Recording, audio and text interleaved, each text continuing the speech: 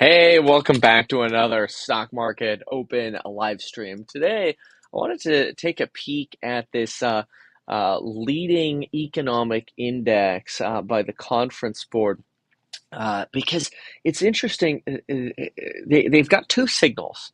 They've got a coincidence signal, which is basically a way of saying, how things are now. And then they have a leading indicator. And this one is interesting. Let's take a look at that. Uh, okay. Let me see here. Oopsies. Okay. Um, Okay, cool. All right, so here we go. Using the composites, the leading indicator, the leading economic index, provides an early indication of significant turning points in the business cycle and where the economy is heading in the near term. And then you have the coincident economic index, provides an indication of the current state of the economy. And so the leading index declined by 0.2% in August. Oh, sound. Oh, not again. Why does it do that? It goes to the AirPods. It's like honestly, it's like the worst advertisement ever for AirPods. Like for some reason, it just occasionally wants to default to the AirPods, and it's incredible. Just like how much people hate the sound. Like, is it? Can you understand it? Is it just like the quality's just bad, but you can understand it? It's just like a bad Zoom call or something. But it's crazy to me. It's like people freak out in the comments more than they freak out at the titles of my videos. They really hate the AirPods. That's saying something, just bad quality. Okay. Muffled and SH9T quality. Oh my goodness. Okay. Oh, the title's wrong too. Okay. I'll have to fix that. Hold on, let's do that. It's obviously we're doing the stock market open.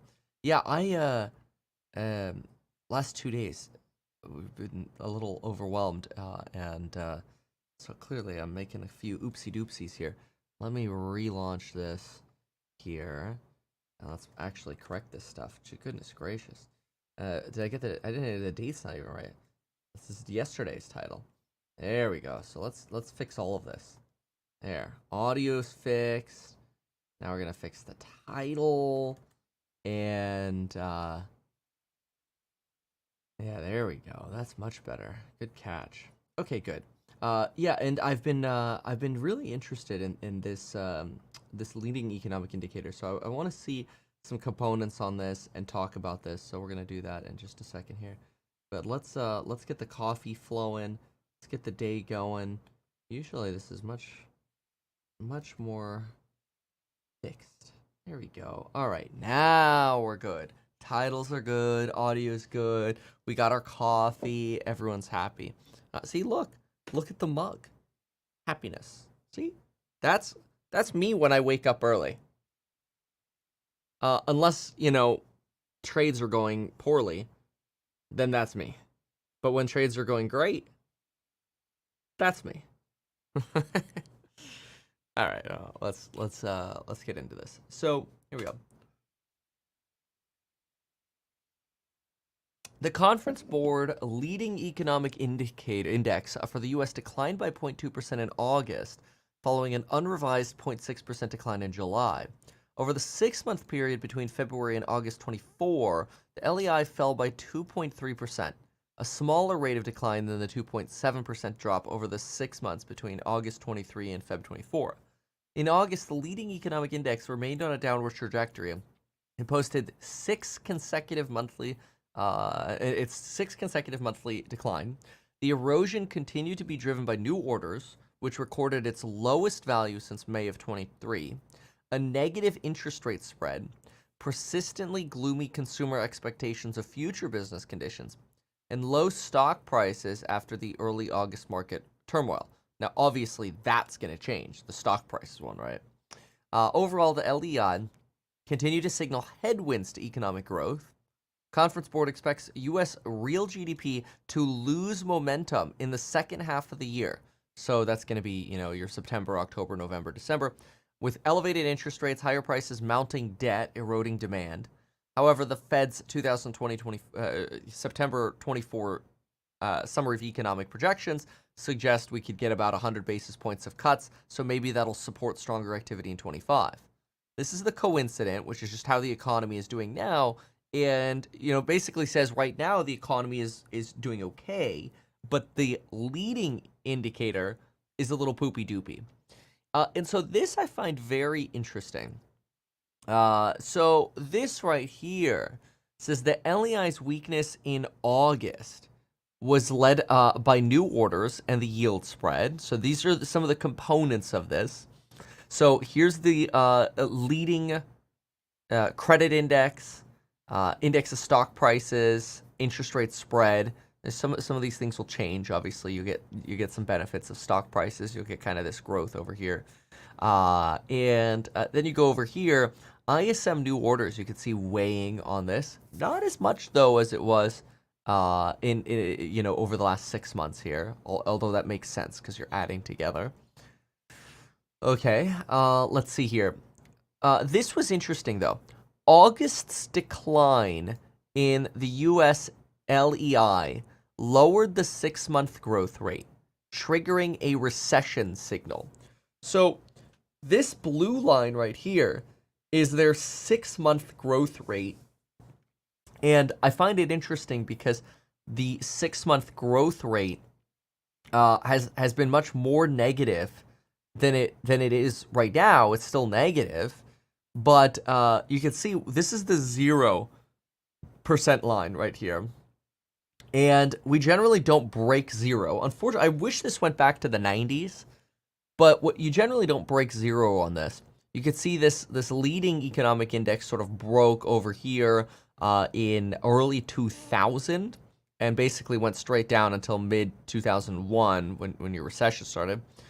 It really started trending down. This is an interesting one. It started trending down in 2004, and it went negative in 2005, got rejected by the 0 line, and then you rotate it straight down to this remarkable low of the leading economic index that's even worse than the low that you had during COVID.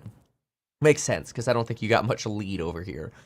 But somehow, by the average remaining in this period of time for longer, they are titling this. It's not a Kevin title. They are titling this. And it says, triggering a recession signal. The chart illustrates depth diffusion and duration for interpreting a downward movement. Duration refers to how long it's lasted. Depth denotes the size. And diffusion measures how widespread amongst the components. The 3 Ds rules signal an impending recession when the 6-month diffusion index lies below 50. Okay. So lies below 50, shown by the black warning signal lines. Okay, those are right here. Okay, got it. So around this negative 4% level here, that's a recessionary trigger for them. Then the LEI 6-month rate of decline falls below, oh, there it is, that's the 4.4 threshold. Well, that seems to be roughly redundant, because that little black line. And the red recession signal lines indicate months when both criteria are met. I mean, but they seem the same. The 6-month diffusion index. Oh, well, the diffusion index is that most of the components are weakening. Okay, got it. So the diffusion indexes of let's say the 10 categories we have, if more than say 5 of them are declining, then you have broader weakening. It's not just one category dragging you down, and you're below that 4.4% line. And they're basically saying this just triggering recession signal. Okay. Red recession signal indicates months when both criteria are met simultaneously, and thus a recession is likely imminent or underway. This is interesting. Some people argue that if it weren't for the crazy government spending we're getting, it would already be underway. I wish I could see the last month version of this, did they just add all this red? Because there's a period there that's not red. See this? Look at this. See, it's almost like you were triggering the recession signal, and then you stopped triggering it for a moment, and then now you're triggering it again because it's sort of poopy-doopy down again. So... Reamed. I guess that wouldn't be reamed. It would be more like... Double reamed. That's better. Kevin, are you bullish or bearish today? You know, I wore red today, so I'm bearish today.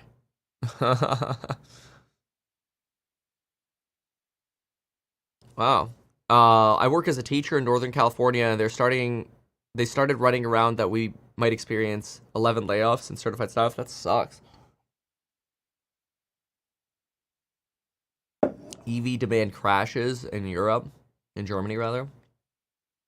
Trump dumped 1.5 billion in DJT. Oh, that doesn't surprise me at all. That does not surprise me at all.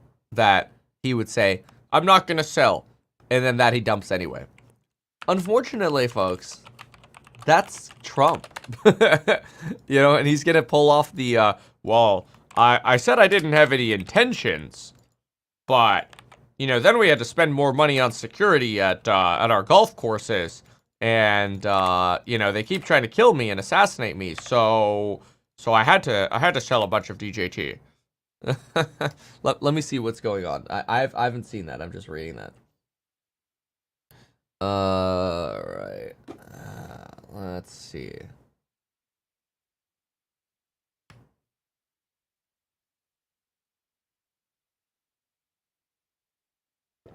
Okay, I want to see that news. I'm gonna pull that up really quickly.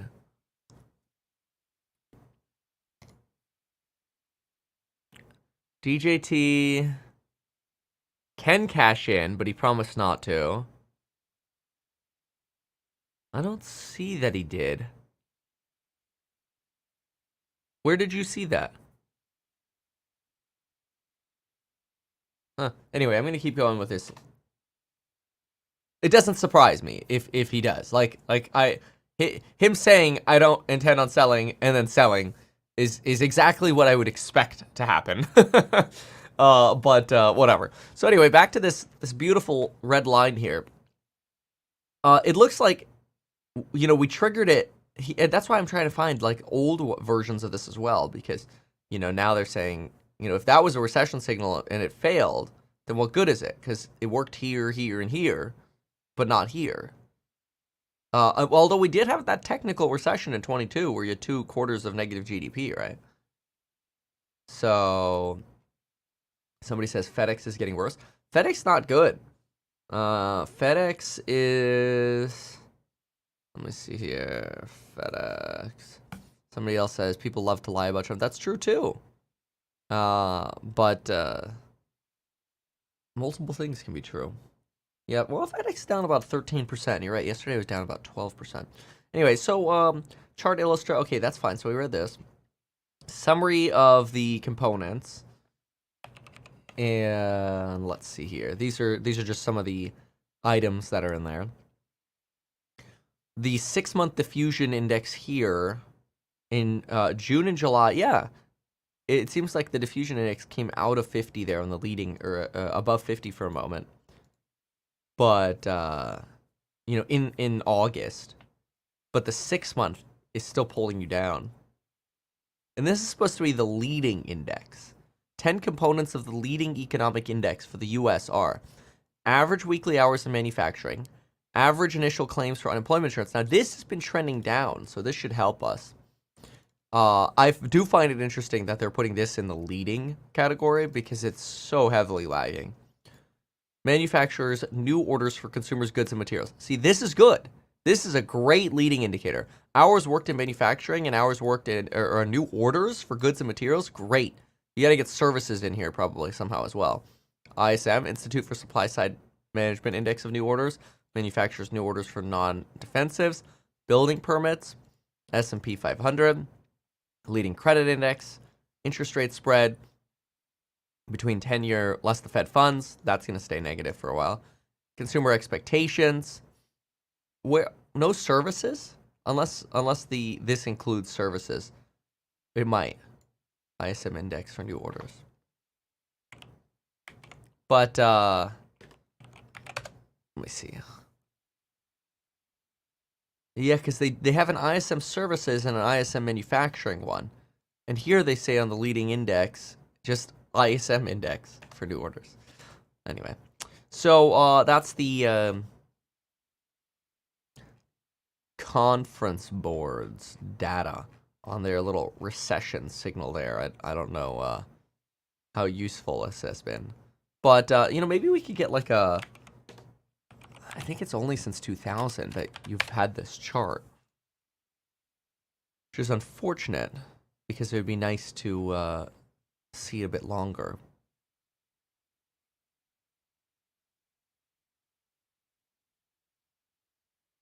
You have not the conference board's leading indicator. You have this one, but this one, is here's the 100 line. It's kind of somewhat in the middle. This one's showing more of a recovery, but this also says composite leading indicator. So, oh, here it is. Let's see here. Composite leading indicators normalized for the U.S. And they start going through all these adjustments. How interesting.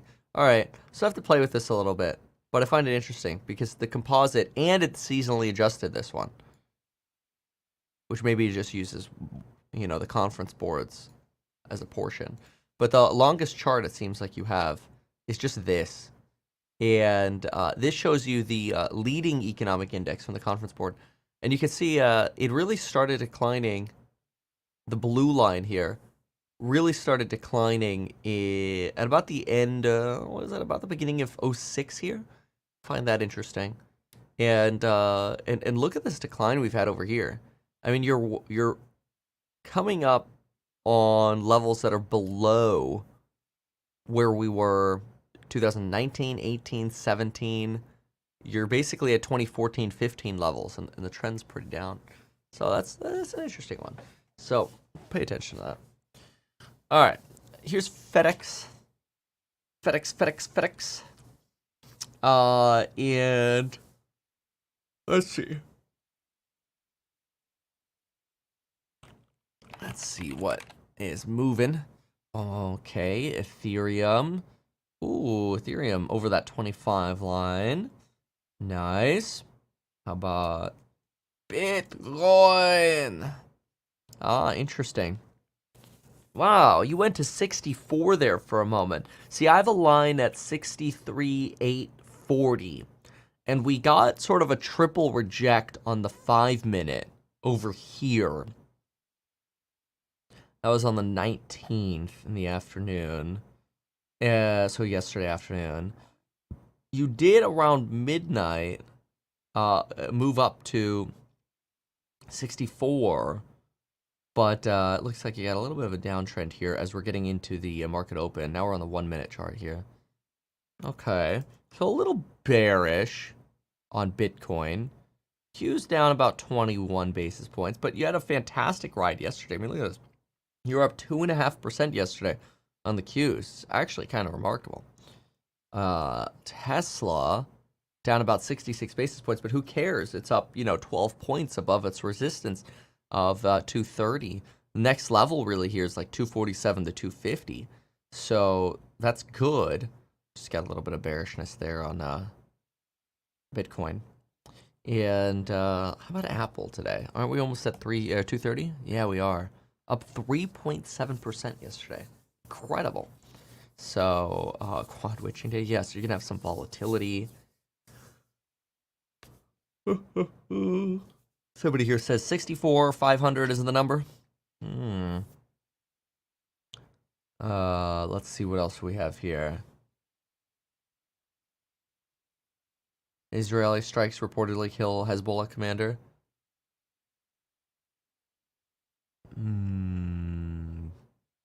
Yeah, they're getting reamed. Let's see here.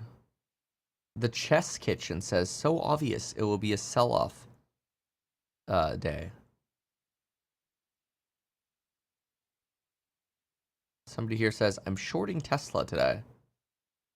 Everybody else, Nike. Yeah, Nike on that CEO replacement. Note that Nike's move right now isn't like, oh, the company has greater earnings. It's a move on hope that a person can move this company and sort of revive it. That's somebody who's been with Nike for 32 years. But $121 billion company that goes up, I mean, it's got to feel good, you know? 121 up 8%. That's a $9 billion move in a stock because you take over as CEO. Like, think about that. That's kind of cool. You know, you get announced as taking over as CEO and the stock goes up, yeah, whatever, 8%, $9 billion. That's awesome. Now, I feel bad for the last CEO because he's like, somebody takes my job and the stock goes up. But he's going to get plenty of stock comp to where he should be happy anyway. You know, the worst is like the stock goes down when they hear you're going to be the CEO. And then it's like, bro. Such a slap in the face.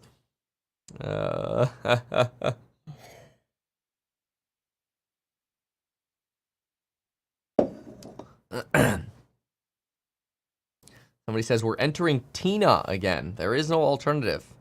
Somebody else said, I wish Elon would take over Amazon. Oh my god, no. We need the staff at Amazon, please.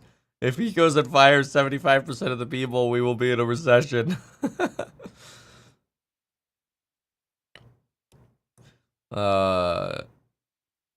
Okay. Cool. Fun comments here. All right. So, let's see what some of El Suits have for us today. 1 minute to go. 1 minute remains. All right. BOFA says buy bonds and golds as bubble risks return. Okay. 3 Mile Island might get revived for Microsoft's energy use on AI. S&P record high, first reduction in 4 years. Front-loaded policy easing could give traders a bit of be careful what you wish for moment in history, if history is any guide. Previous 2 instances were Jan 01, Sep 2007, and equities declined on net the next 12 months. Yeah, it's bad. All right, let's get the bell. I would tell you, every number was good. And some people then, when they saw it down, said, no, the fact that the gross margin is going to be flat with this quarter is a good reason to sell it. That's stupid. So I just come back and say, let it come in and buy it. I mean, this is good. This is good company. And I think that it was an excellent quarter, and I congratulate them in a tough environment. A la what we were talking about with FedEx, they actually delivered terrifically. Which, remember, in the end, they had high mortgages, and they're doing okay. Jim, let's get the opening bell and the CNBC real-time exchange. And the big board, it is Innovex, a provider of engineering equipment for oil and gas, celebrating its recent merger, and at the NASDAQ Voyager Acquisition Corp, celebrating its recent IPO. Jim, as we should mention, got some quad witching going on today. Might make the close interesting. Ooh, volatility. Well, all indices are red. Dow's down about, what, 13? Let's take a look at this. You got the Qs down about 9 basis points. They're actually trying to recover getting into the day here. So is Bitcoin. As the bell hits, you've got Bitcoin back over 63. Green candle striking through there on the Qs with Apple up 60 basis points. Let's look at the S&P 500. You're down about 23 basis points. Again, who cares after yesterday's remarkable run? Bond yields relatively flat right now. You've got oil down about 1/3 to 1/2. Gold back up 1% again at a 26.37. 26.37. Not bad at all. S&P 500 now trying to drag a little bit lower. And some real volatility there on Tesla. I just saw it at negative over 1%. Now it's only negative 0.5%. Look at that. It's like a giant rocket ship of a green candle. Nike giving up a little bit on its 8% rally there. And the Bitcoin also giving up there on 63,000. FedEx, kind of a stable trend, though. It's down about 13%. It looks like it's trying to bounce here, but I don't know if it's happening. DJT pushes down another 5%. What else do we have here? Enphase. I was surprised Enphase gave up its rally yesterday. You really didn't get much movement here on Enphase. Palantir here is down about 1.7%, but still at $36. Pretty impressive, honestly. You've got Costco. What is this? Costco's barely up. Restoration Hardware's down about 1.5%. Red Robin's back to $4. Nvidia's at 30 bips to the downside. FICO up again by 17. Supermicro at 440. What else here? Dave & Buster's 32. Lennar, they reported earnings yesterday, down about 3.84 after those earnings. You just heard Jimbo say he thinks they had a great quarter and you should buy the stock. So it's basically guaranteed to go down. That rocket ship was promptly followed by a return to Earth on Tesla, as, these are like reusable rockets apparently. So now down about 90 basis points on Tesla. Apple, though, keeps kind of chugging along here. Apple's, look at that, 230 now. Here we go. As you're getting that enthusiasm again about Apple. This event week packed is poised to end with a bang as a heavy index rebalance coincides with triple witching. And tech-related stocks to be around beneficiaries. Apple's weighting will be increased after Warren Buffett's recent share sale. Ooh. Let's see here. Looking for a stock re-rating with a consumer in focus. Okay. Industrials most overbought in S&P 500, signaling little upside. Okay, followed by, looks like consumer discretionary, financials, just the S&P in general. Least bought. Let's see here. Of the others, basically. Okay, that's fine. Stock action on Thursday was the embodiment of the last 30 years. Thursday was the perfect example of a phenomenon that has characterized equity market price action in the past 3 decades. Using the SPY ETF as a proxy for the S&P 500 as a whole, we see that it opened at 571 and closed at, 3 cents lower. In other words, the entirety of the Thursday gains came from the overnight gap with zero return in the regular trading session.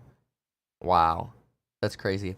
Yeah, it's very interesting. Over the last 30 years, if you sort of chart out your annual returns only during market hours for the S&P 500 versus only in the after hours, most of the return comes from after hours. The same was true for Bitcoin, just sort of using the same hours, although obviously, it trades 24/7. Well, Apple really pumping here. It's almost up 1%. And the Qs are almost break even, still 0.5% down on Tesla. And we'll see where we go here. But so far, everything seems to be trying to move up. Okay, what else here? Now, these are all stable. Seeing a lot of these. Nope. Nvidia, only 20 on Nvidia. Oh, but I think that's coming up from slightly negative. So a little bit of a run there. And Lennar dropping a little more there. No? Yeah, but the home builders have done so phenomenally well. I think they've just like doubled, over the last year or so. It's more than doubled. This is like a 3x, honestly, from 2022. Kind of remarkable. Q's almost positive now. Look at that. There you go. Gain the lead. Okay. So, let's see. Okie dokie. Let's see what other news there is.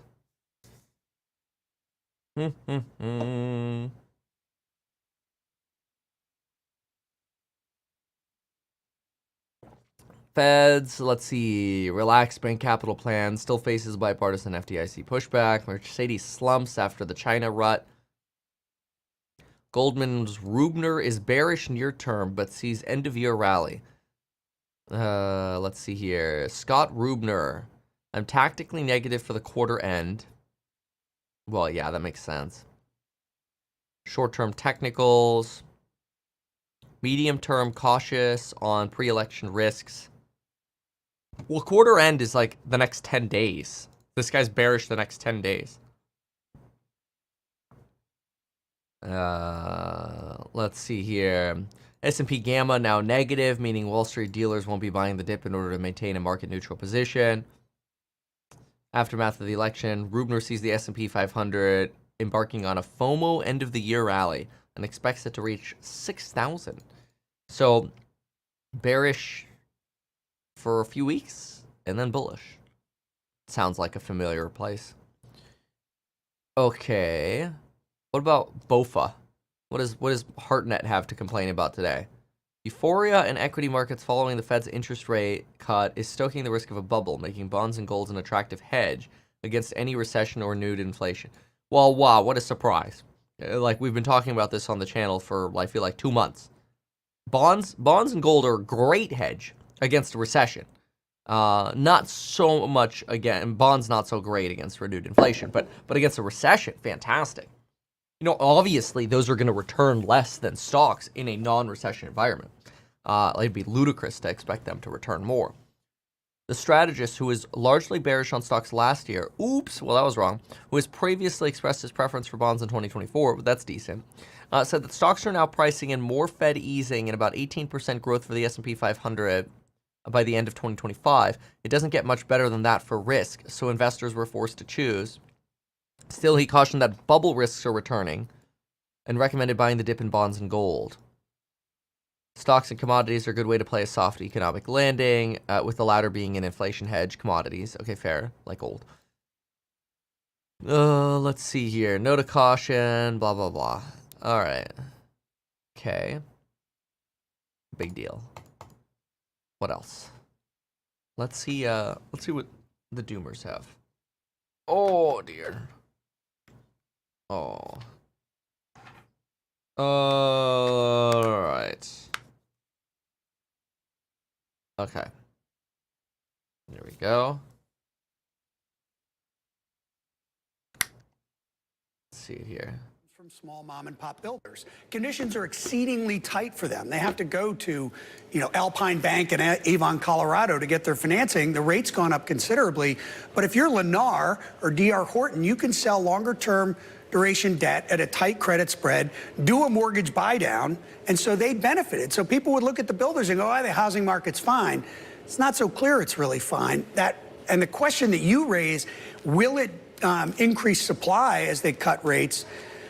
It will increase supply, the new home supply, if conditions loosen for those small mom and pop builders. But, 50 basis points isn't going to do it, right? You're going to have to cut at least to 4, in my opinion, to ease the pressure on small banks.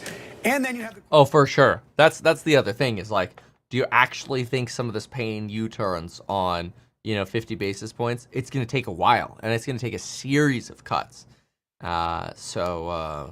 Run off, even though mortgage rates have gone from 8 down to below 6. So I'm not so sure that people are going to necessarily be willing to move and loosen up the market, Not yet. increase supply. Barry. Without a Not big yet. move in rates. Stick with us. We're going Next to talk year. more about these spillover effects from the Fed's rate decision. But first, coming up, a bullish PepsiCo analyst goes sour on the stock. He says his call was wrong. We're going to give you details of that today in today's top calls. This is Bloomberg.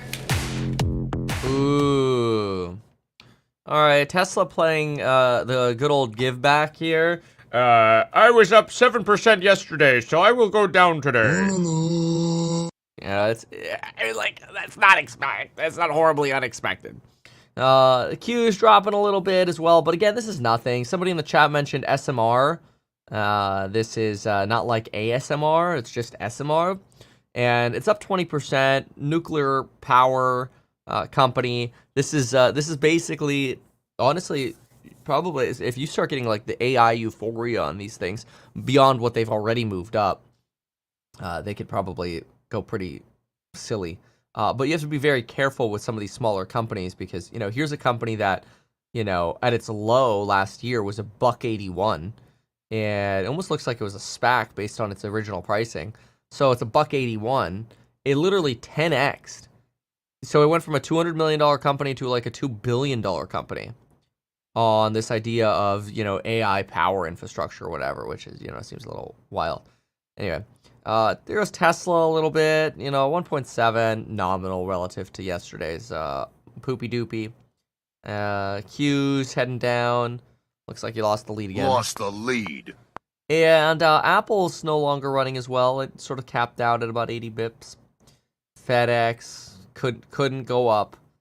DJ Tizzle still on its trajectory down. I was really surprised by Enphase. You know, I know they're up from like their 105 here or whatever, but you could see this the euphoria on the rate cuts was basically sold off right away. And so I actually saw Enphase as a little bit of a warning sign for the market that, like, you know, interest rate sensitives, my thesis was that they would go up after the cuts, but they would end up going down, that people would take profits on them.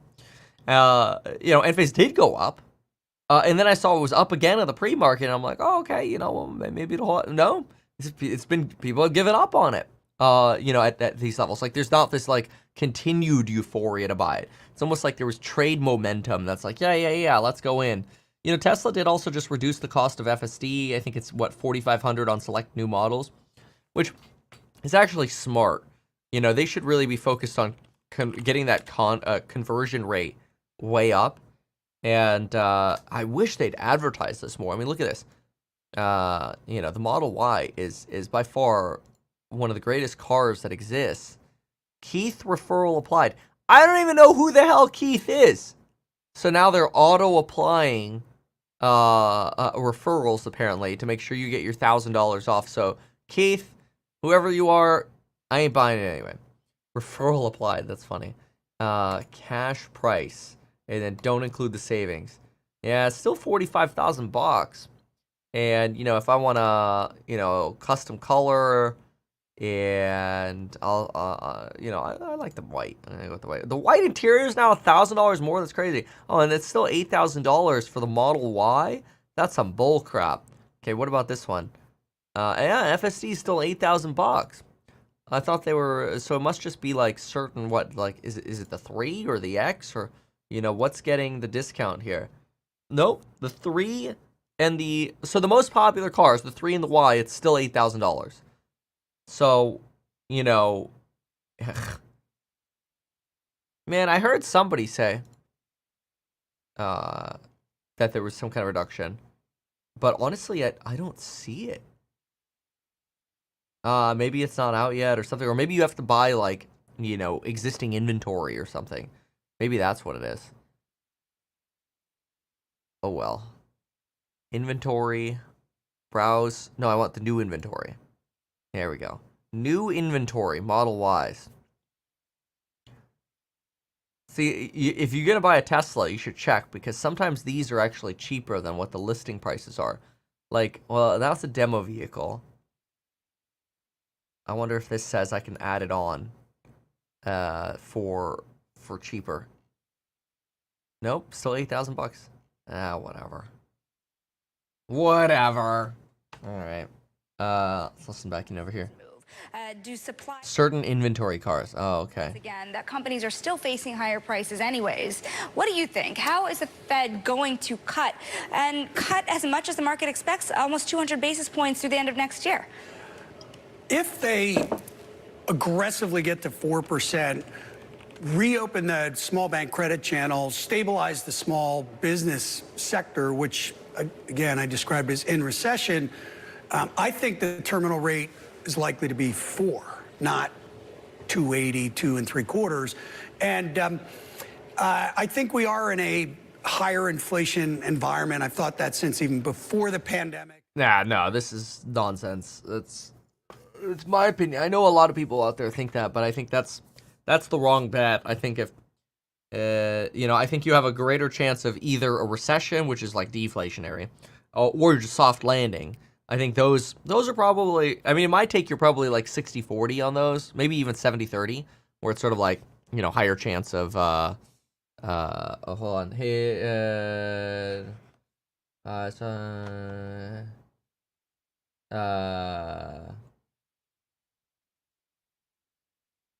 hold on a sec.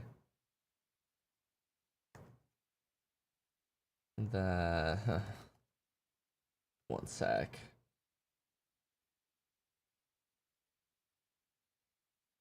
Okay. So, anyway. Okay. Okay, so what was I saying? I don't know what I was saying. Oh, yeah. So I'm probably like 60, 70% in the recession camp, and then, 40, 30-ish percent in the soft landing camp. And I think the next few months will tell.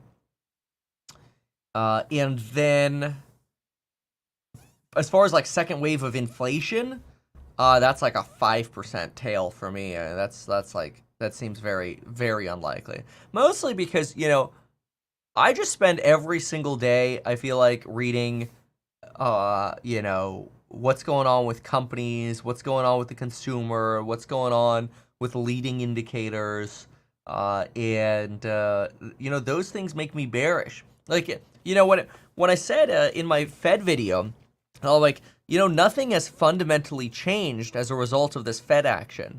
It's still bad. Like, all of the leading fundies are bad. Yes, there's euphoria temporarily over the 50, but you had that in 2007 as well. So, yeah, whatever.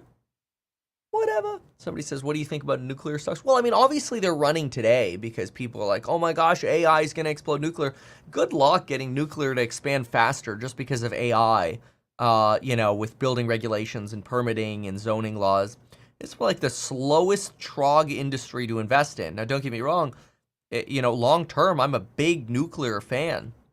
But, near term, it's hard for me to make investments into the utility sector. Personally, I think the AI like build out is at least somewhat overblown. Don't get me wrong; it's a great technology. We use AI regularly. And it's like a maybe 10% productivity boost. So I give it credit for the things where it deserves credit. And I'm sure there are great use cases for it, and more use cases will build out in medicine and otherwise. Customer service, certainly fantastic productivity boost. But am I thinking that once the AI server sector is built out, that we're just going to have that continued build out growth forever? Absolutely not. I think it'll more likely come in waves, and that'll make it really hard to invest in infrastructure because, if you're between waves of AI growth, between here and here, let's say, these utilities I think are just going to bleed out because you're just going to like, oh, where's the extra growth? And then chips become more efficient and they use less power, and then it's like, oh, they don't actually really need that much power. So I know that's sort of a mainstream kind of consensus. Oh, energy use is going to go way through the moon. Yeah, based on today's efficiency and based on today's build out. But when today's build-out growth rate declines, and when efficiency goes up, those numbers will flip-flop. Do you really think this is anything like 2007? Well, I mean, 2007 was real estate-led. I think this is a lot more like an 01, because I don't think this is a real estate bubble that we're in. Otherwise, I just wouldn't have bought any real estate, right? I'm convinced it's not a real estate bubble. But depending on what market you're in, right? I do think some markets had little bubble corrections, and they're still going through that. Austin, parts of Florida, parts of Idaho, and we saw that as boots on the ground, which is why I fly to these places to actually talk to realtors, to actually look at these properties on the ground, and you can very easily find out what's going on in the real estate market. It's the easiest market to do. It's way easier than stocks, because stocks, on a daily basis, it's like, it's up, it's down. It should go down on this, and then it goes up. Earnings are bad, the stock skyrockets. Earnings are amazing, the stock tanks. There's some, like, insanity with that. But anyway, so what else here? Okay, let's see here.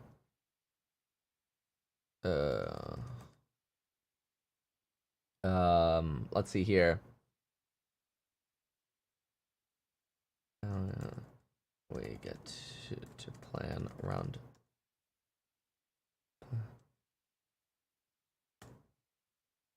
There we go. All right. Somebody says they'll make a black swan. Yeah, I don't think that it works that way, but maybe. So 2007 had a financial crisis. Well, yeah, but that was led by derivatives on real estate, right? So you're like, remember, a derivative, the word means the price of it is derived from the price of something else. And so the underlying asset there was real estate, which created a financial crisis, thanks to, crazy leverage and 100x bets, basically. So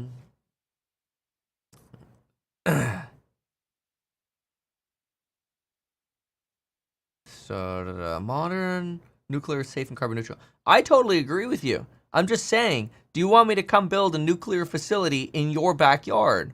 And maybe because, you're pro-nuclear, you're going to be like, yeah, man, I'd feel totally comfortable with that. That's fine. But let me put it this way.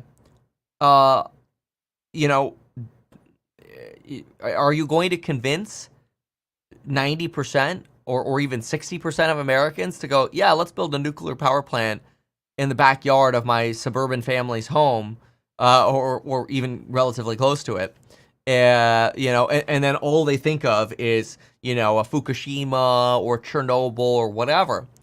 And again, maybe, like, those are all overblown. I mean, Fukushima wasn't that terrible. Chernobyl obviously was horrible, but it was, 50-year-old technology, so, or even older. When was the Chernobyl plant built? Maybe that was 60s technology, which makes you like 60 years old. Chernobyl, but people think about those things, right? So the disaster was in the 80s, but when was the reactor built? That's what I want to know. Chernobyl nuclear plant, here we go. This was built in 72. 52 years ago, construction began. So it's 50-year-old technology. The technology is so much better today, right? So I'm a big fan, don't get me wrong, of nuke. I'm just saying, good luck dealing with regulators on getting people to be okay with this anytime soon. It's going to be a slow slog, is my take on nuke. So, 3 Mile Island is another one.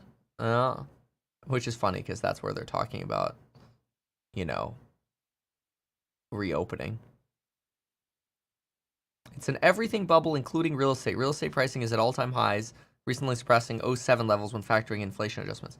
Yeah, listen, there will be certain housing markets that do very poorly. But in my opinion, those are overbuilt markets. There's a reason why. Look, house hack to me is so important because I want house hack, one day to be public and for us to be able to do a great job for whoever wants to invest in house hack as a public company. And I just want, quarter after quarter after quarter, people to go, wow, they got more wedge deals. Wow, they got more wedge deals. Oh my gosh, they're still buying wedge deals. And wow, they're doing a great job. Their tenants love them. Their renovations are high quality. They do a fantastic job and they make money, right? That's what I want year over year over year over year, every year for house hack. It's wonderful. And let me just be clear, I've allocated the house hack real estate money to markets that are underbuilt, not overbuilt, and I've been making that bet since 22, 23, and so far that seems to be the right move. So if you had one company to pick to short for the longer term in 2025, what would you pick? Red Robin. I think they're going to go bankrupt unless they get acquired. That's not financial advice. Because that's the thing. That's the problem with going short, right? You could go short, and then they get bought out, and you're like, bro, But then again, I also look at it and go, who's gonna buy him out? Wingstop's another one. Yeah, Wingstop still has more of that euphoria in it, though. I wrote Wong. I almost wrote Wongstop. God, no.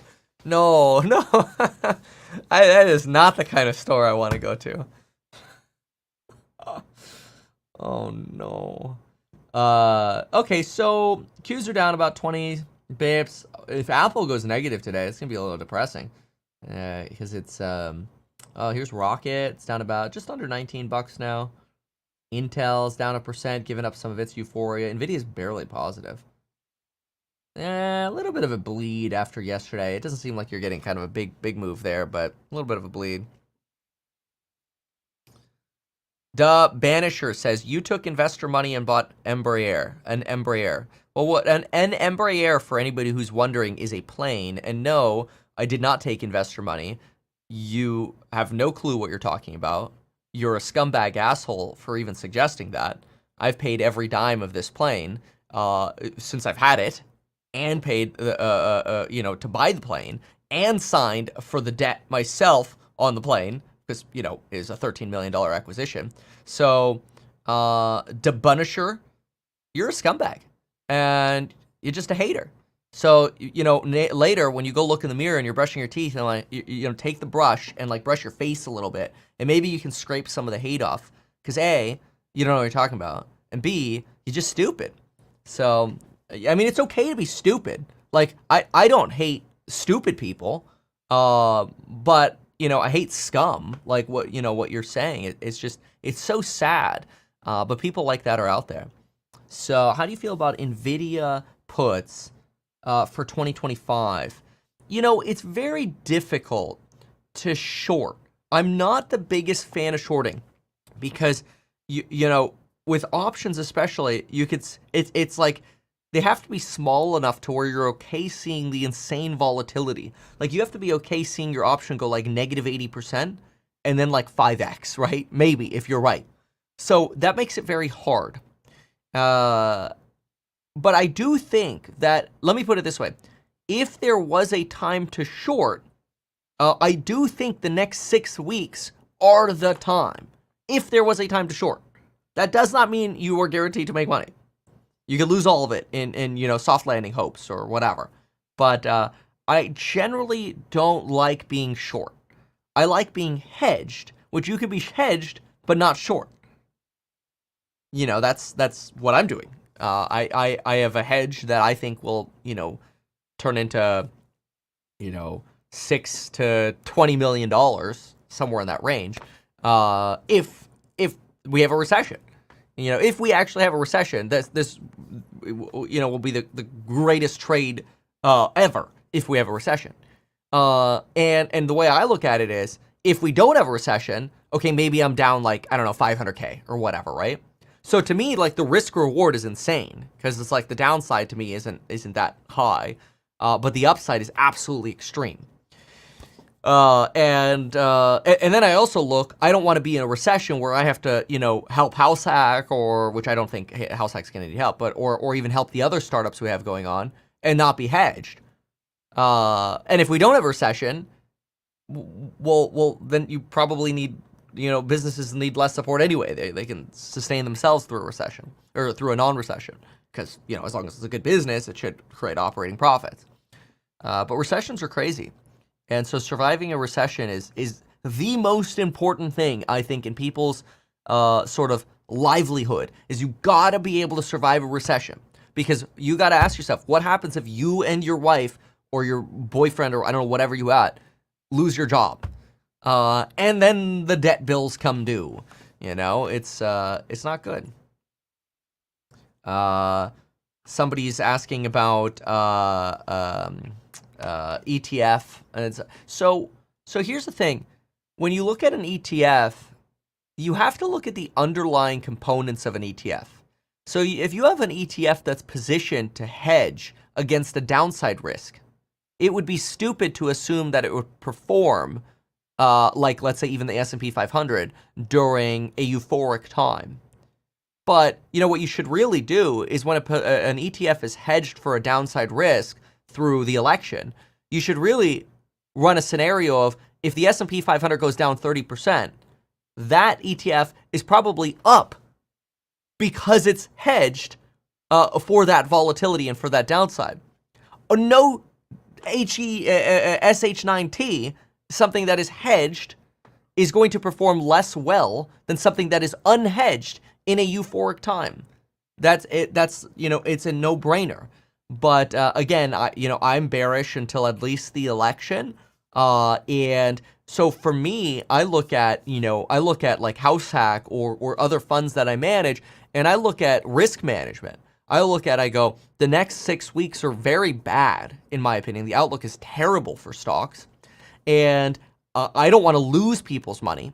So I'd rather like stay frozen in time, so to speak, for a moment, and make sure there's no guarantee you can't lose money, right? But for me, I look at it as like, I'd rather not have the downside, and I'd rather sit out some of the upside, mostly because I think the more we get some of this upside that we've been getting, actually the larger you're inflating the bubble. So that's crazy. And 6 weeks isn't that long of a period. Tyler Woodard says, LMAO, wasn't Kevin super bullish yesterday? See, the only people who think that are people who don't actually watch the videos. Like, something like a lot of X posters are like that. On X, I think they just kind of scroll through and they're in this mental mindset and state where they just scroll. It's just the thumb scroll,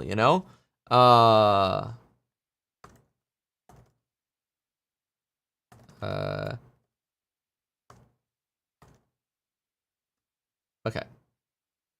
There we go. And anyway, that leads to like the short attentionism. Why would you make the title of the video misleading? It's not.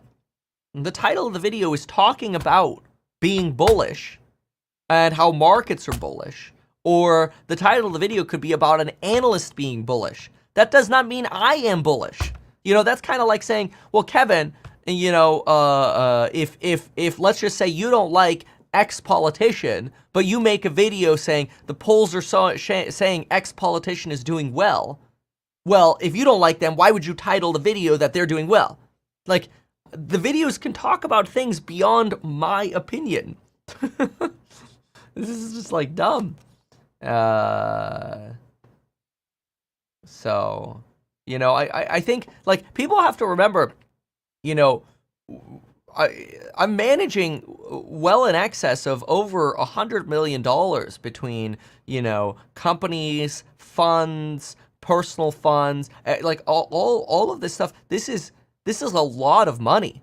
And I look at it and go, I would feel terrible if we go into a recession and there was no protecting of that. That's how you go bankrupt, thinking things can only go up.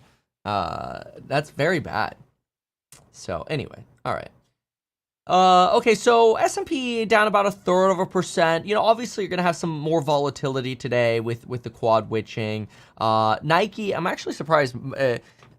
Nike has really given. Keep in mind, by the way, and there's no coupon code right now or whatever. But this is the stuff that we talk about in like our course member live stream. So we try to be very clear about the balance of risks rather than just one side. So.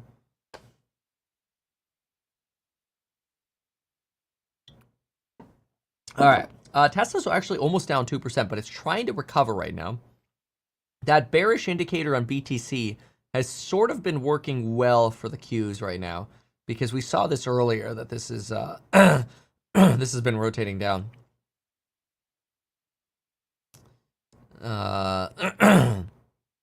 So end phase.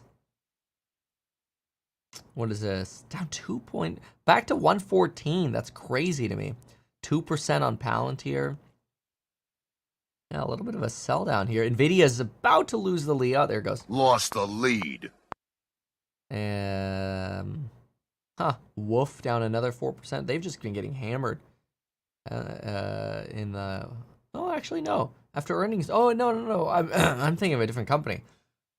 They jumped after earnings. Or what am I thinking? I don't know. Oh, it was the history of Wolf. That's what so I remember analyzing them.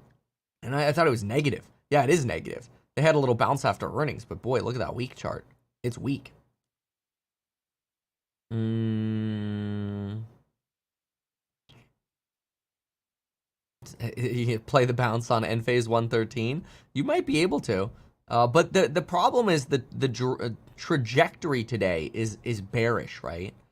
So obviously hindsight 2020, but since I wore the red, shorting here to the line obviously would have had less risk, not trying to play hindsight here, but because of that potential of a give back today and the futures being red, that was potentially interesting. If you do break 113 though, you're probably going down. I don't think I have another line, but I've seen it under between the 100 and 105 range quite a bit. So watchful of that. And let's see, how are bonds doing? Bonds are actually up 1 basis point, which is very interesting to me. That it's actually bad. You have this continued tightening of yields. Even the 2-year's up. Dude, the 2-year is up 3 basis points. Which is crazy because that means you're going back towards inversion. The 10's up 1 and the 2 is up 3. That's wild. Let me look at this. Oh, shoot. 2. And then we're going to hop over to the course member live. We're going to go right into it. I'm not even going to make another coffee. We're 11 basis points inverted, yeah. Uninverted, rather. Sorry. So used to saying inverted now. Anyway. All right.